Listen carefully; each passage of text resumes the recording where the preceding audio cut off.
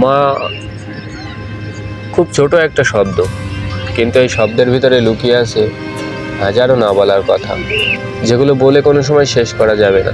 আর তুমি যদি হও পরবাসী, তাহলে তো কোনো কথাই নেই। তাই মাকে নিয়ে আমি কিছু কথা বলবো আজ।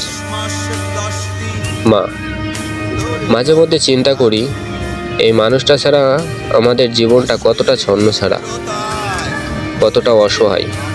আবার কিছুদূর চিন্তা করতেই দেখি নিজের আর কোনো অস্তিত্বই খুঁজে পায় না এই মানুষটা ছাড়া, এই মাকে ছাড়া। মাঝে মধ্যে মা বিরক্ত হয়ে বলেন, যা জ্বালানোর জ্বালা, আর তো কয়েকদিন। এই মুহূর্তটা কত যে শোকগাথা হয়ে উঠে হৃদয়ে, তা কোনোভাবেই বোঝানো সম্ভব না। মাঝে মাঝে মায়ের চোখে পানি দেখা যায়, কিন্তু আমরা কখনো জিজ্ঞাসা করি না মায়ের চোখে পানি কেন, মা কান্না করছে কেন,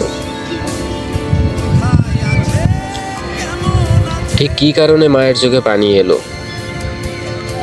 তখন